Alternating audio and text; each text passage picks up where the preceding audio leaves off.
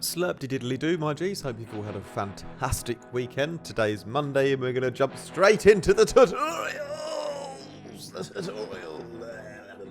Today we're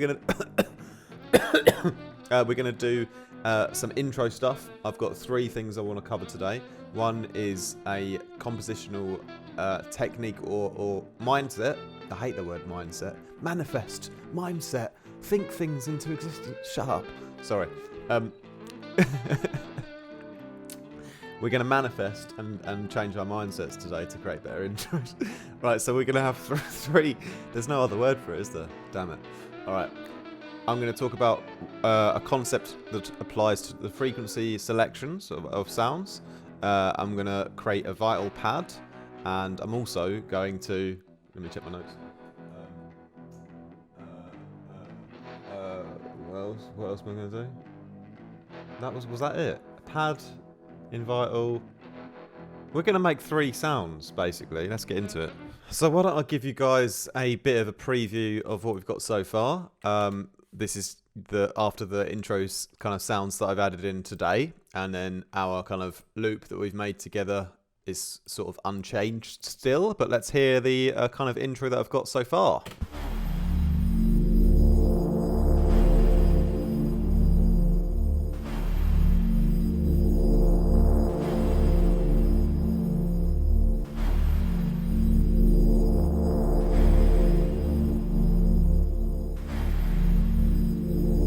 I probably should have started a bit further ahead.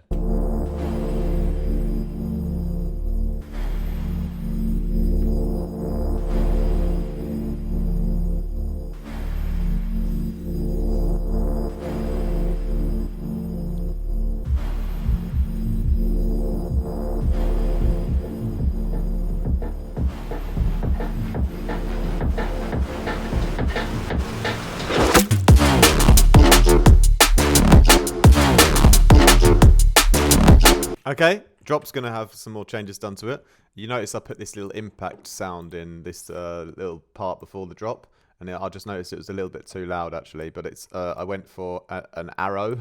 I was looking for a door opening. I was looking for an opening door sound effect and I couldn't find one, but during that journey I discovered this sample that I had, which is really cool. I wanted to use it.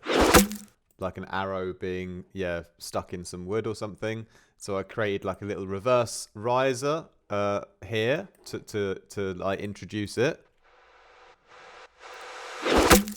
and then I just put some reverb and delay on the little sample, and I've faded out all of the other kind of riser sounds just in this moment, so they all kind of fade out on the audio file, so that they sort of all come down, and then we have a bit of a gap, and then we have that arrow sound, and then it carries straight over into the drop. Yeah, so it's like the little ear candy before the drop. So that's what I've stuck with for now. I'll probably keep it there because I think it sounds quite cool, especially because I combined it with a little tom hit that comes just before as well the drop. If you notice it here. This little tom hit that I've used in the break already, and I showed you how I added that in the previous video when I designed this break last week. And I just thought I'd reuse a little bit of that tom just before the kick, so it kind of ties over naturally. But that wasn't the idea for this tutorial. I wanted to talk about the concept of creating sounds for the intro with 3 layers. Okay. And the whole concept and mindset that we're manifesting ourselves into existence with is my tip is not to cram loads of mid-range sounds together for the intro, but rather to think about the whole frequency spectrum and structure your elements to each have their own place within it. So I see this a lot on like students who come to me in my mentorship and they have built intros, and a lot of their intros will sound very overly mid-rangey and muddy because they've tried to like create a soundscape by just slapping mid-range sounds on top of each other. And it's better to think about the frequency spectrum from right at the low end right to the top and try and fill out each part separately. That's how I like to play this game. So I like to fill out the low end with like a really drony, like kind of subby sound. Then the mid-range, that's where you could have like a lovely pad, which I'm going to show you how I made here in Vital today. And then in the high end, we can have something a bit more organic or sparkly, or something up there that's a bit more, that sits in that range already, you know? And then we've got 3 cool sounds that all fit in different parts of the spectrum, okay? So firstly, let's start with the high end. So these are some wind chimes that I thought, because I love wind chimes, aren't they a beautiful thing? And you can see in the high end, you know, this is really filling out the high end. Obviously, they're quite spiky, and we're going to process them. But I just chose a wind chime sample, and I've just run it through like a lot of supermassive forward reverbs, like a really long reverb setting. Then we've got the dual delay. So giving it extra stereo information and more tail. And then I've sort of side-chained it a bit in a kick pattern, okay? A lot of the sounds here, I'm going to just apply this 2-step volume sidechain to. So I've got always this rhythm going on in the background, you know? So anyway, what I did was I bounced them out and then processed them again a little bit further. And here I've just put on like some Endless Smile, which is like a really long reverb plugin. More dual delay again, like just reverb and delaying to push it further into the background. A little bit of tweaking that with the EQ. They're a little bit too harsh in the high end, like just a tiny bit. And then again, a bit more of side chaining to give it a bit of a movement after all that delay and reverb again. Okay, and then I've turned it right down in the mix, like minus 13 dB. So really,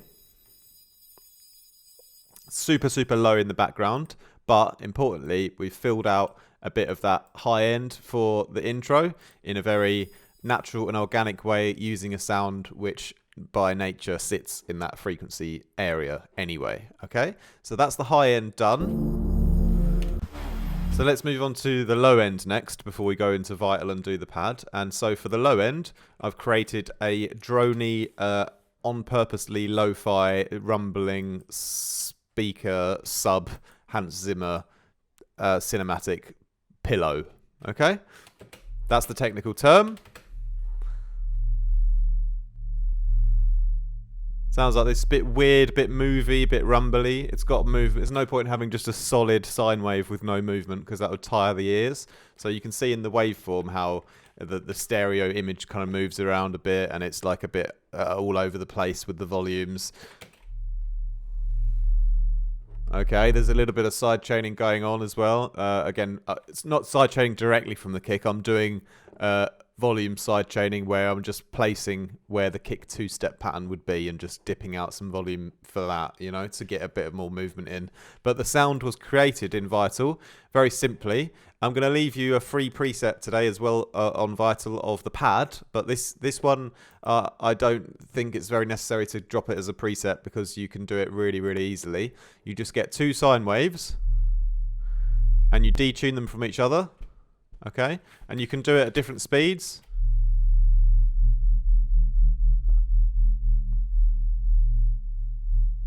Okay, you can really like change what kind of speed you want just by how much you detune them from each other. That creates the movement, and then I'm going like counterintuitive with the sub bass, because it's an intro drone. It's not like a powerful sub for the drop, so I can be very experimental with the sound design. So really over chorusing this low sub, driving it up a little bit, reverbing it with all the low end left in, delaying the whole thing. So we're just making this sort of subby mess essentially. And then once we've done that, like I said, I sort of bounced it out with its movement on. It's just one note. Again, everything's just in D. Haven't done anything creative with the melody here really yet. Maybe we can do something more creative with the melody, have a lead over the top later, but perhaps we'll get into that. But anyway, just bounce this out as this sort of low rumbly drone.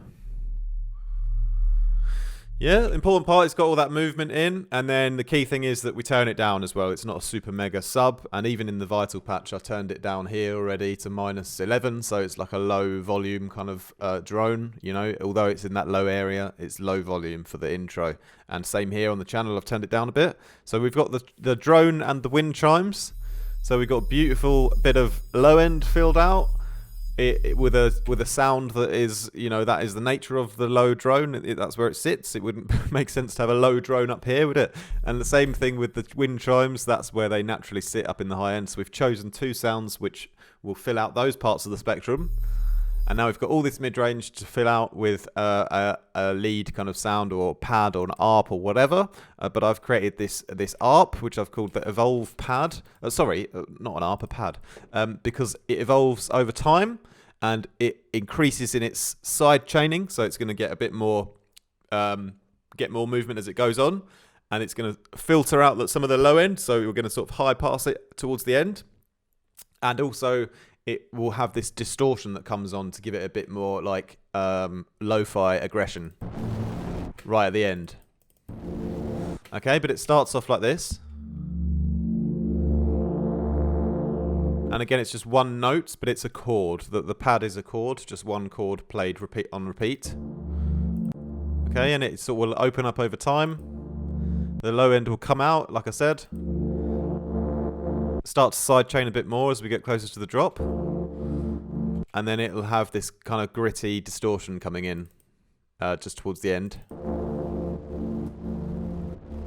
Just so it sort of descends into sort of decadence, So that's important. Anyway, how did I make it, you ask? Well, very, very simply. And I'll drop this preset for you in the links down below on the video description. You can get it down there in case you don't want to bother recreating it and you just want to...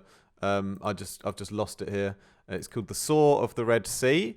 In case you don't want to recreate it, you can just feel free to use it because it's not a sound that. I think it's a good sound, and I want you to use it.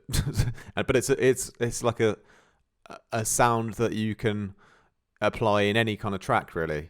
So it's just a utility pad, I would call it. It's got a character, but it's still a utility sort of sound, I would say. So let's take off all this horrible rumbly stuff that I've done. Okay, so it's got very, very long reverbs and delays on it. So the important thing with pads always is have a really soft attack, so nice and gentle upbringing, like a nice childhood, and then a nice long release. Sort of softly back into the grave, So wonderful business. That's the attack and the release. Just keeping it soft on the way up and on the way down. That's the nature of the pad. There's no point having it harsh or too quick. So anyway, with the saw waves, we've got basically 3 saw waves. They're the classic blend modes, which you can find in the free Vital synth. One to -12, one to +3, and one to +7. So it's kind of like a minor chord, but with the low root note is a sort of octave lower than a normal chord with one hand that you would play on the piano.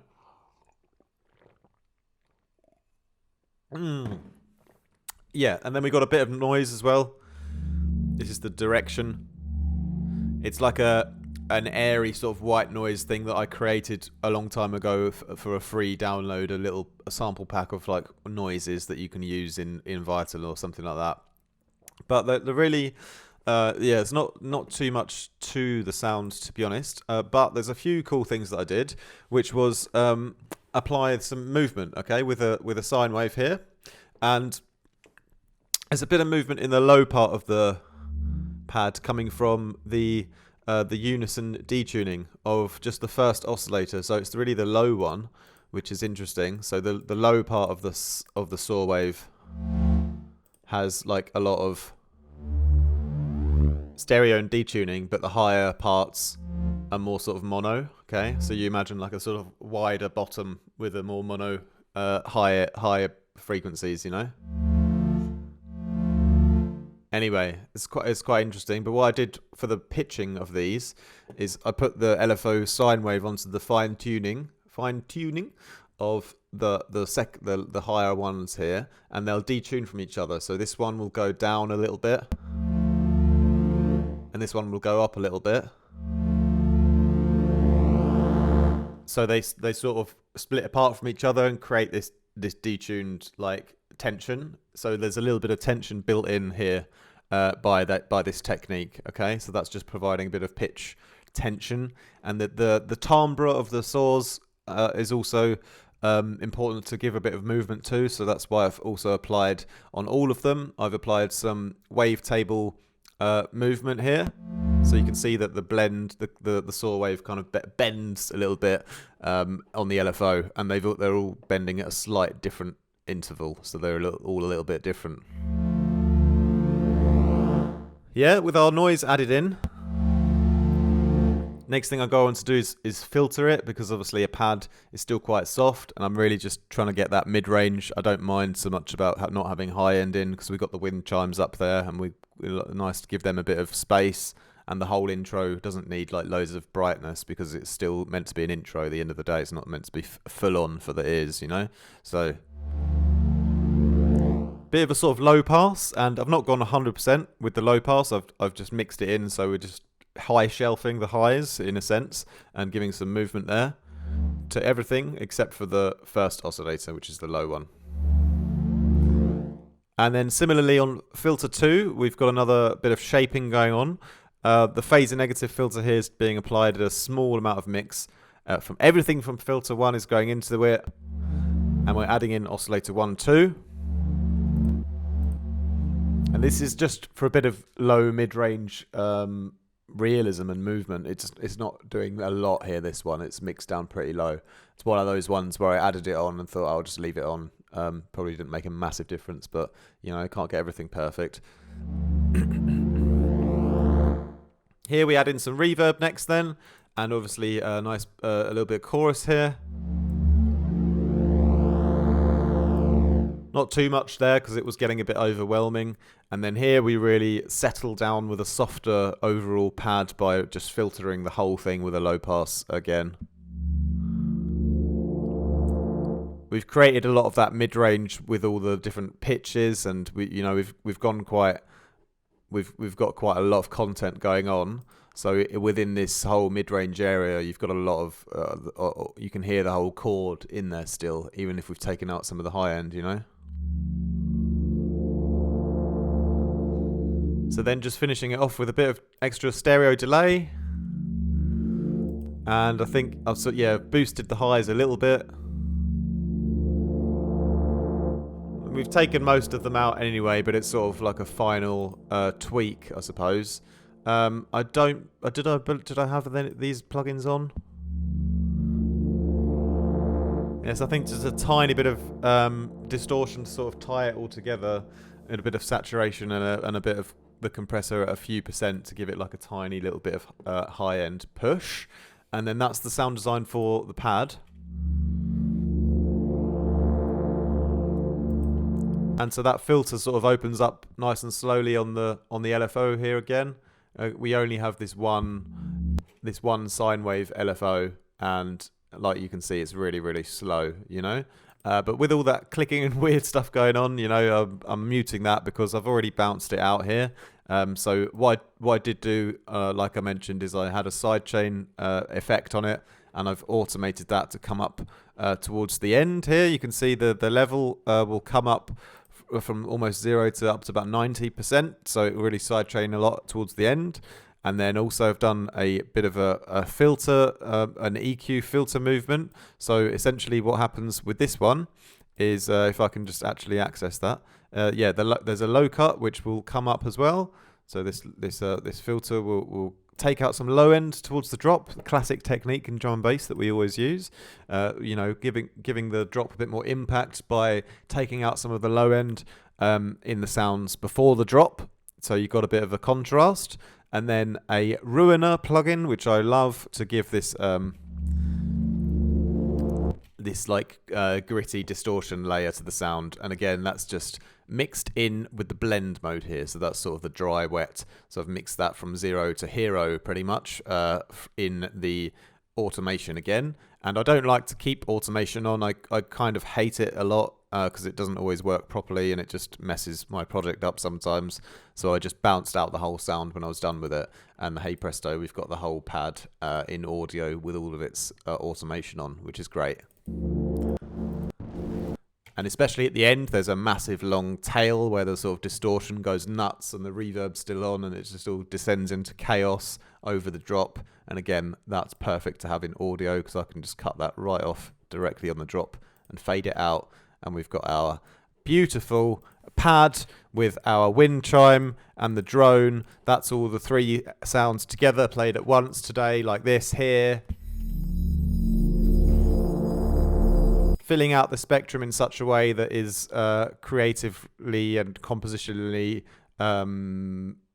smart. We've got our drone, our mid-range part, the wind chime. There's a bit of a gap here still, but it doesn't really matter. We've got a few other sounds in the mix here as well. We've got this these sort of atmospheric sounds that I added in before. So they sort of fill out that gap a little bit there as well, you know.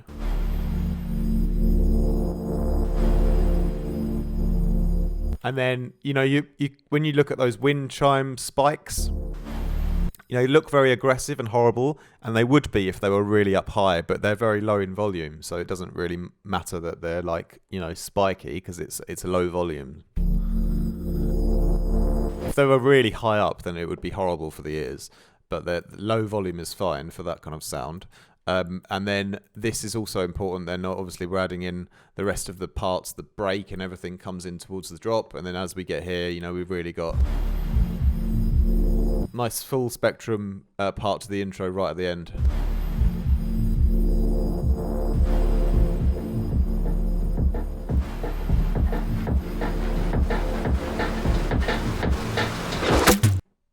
And then a great way to finish there with a system overload. So let's save the fun for tomorrow. So I hope you learned a bit about composing stuff creatively for the intro from this little tutorial today. It's probably a bit of a longer one, so I'm sorry that it took so long to get through all of that. If you made it this far, congratulations. If you didn't, then you're not listening to this part, so it doesn't matter. If you are new to the channel, make sure you do like and subscribe and hit the bell for notifications because the algorithm doesn't always work in my favour, and you will want to keep up to date, especially this month, because I'm going to really hit the tutorials heavy for the rest of this month, one per day, and share as much knowledge as I possibly can. So hopefully it'll help you guys if there's any little parts that you're struggling with in your production journey, then hopefully you can get a bit of inspiration from these videos. And yeah, it's just great to share some knowledge with you guys. Anyway, yeah, I hope you like that little sort of idea for the three different parts of the frequency spectrum. You can you know, have a little drone in the low end, have a pad in the mid-range or something, and then think about what you can use in the high end. And if you guys want to leave a comment down below as well of another creative example, I like to test your guys' creativity. I like to hear I like to read the creative and the weird and wonderful comments that you guys come out with. So I've chosen wind chimes to fill out the high end. So my question to you as a little pop quiz would be, what is another high end sound which is which naturally sits in the high end that could be a great intro texture or Foley texture or musical texture for the high end of a drum and bass intro? So not wind chimes, obviously, because I chose that, but what else could be a great thing to use in the high end to fill out that frequency content in a creative way? So that's my little question to you guys. And tomorrow we're gonna crack on with some Vital. I'm gonna create a advanced, complex, detailed Vital lead or ARP or bass, not sure yet, but the idea is that we're going to create something with a lot of complex movement and something that we can really take advantage of once we chop it up in audio. But also we're going to make within the patch, we're going to try and design it to be as complex and rhythmically and melodically interesting as possible. It might be a bass, might be a lead, we'll see how it goes. You can't really ever know in sound design what you're going to come out with, but the general goal is to make something with a lot of interesting movement and yeah, something quite complex. So I'm going to try my hardest to do something wicked for that tomorrow. So I'll see you guys then for that. And yeah, also make sure you grab the free preset down below if you want it from the Vital pad that I made today, the Saw of the Red Sea. feel free to use that in your projects. And as always, my G's, much love. See you tomorrow.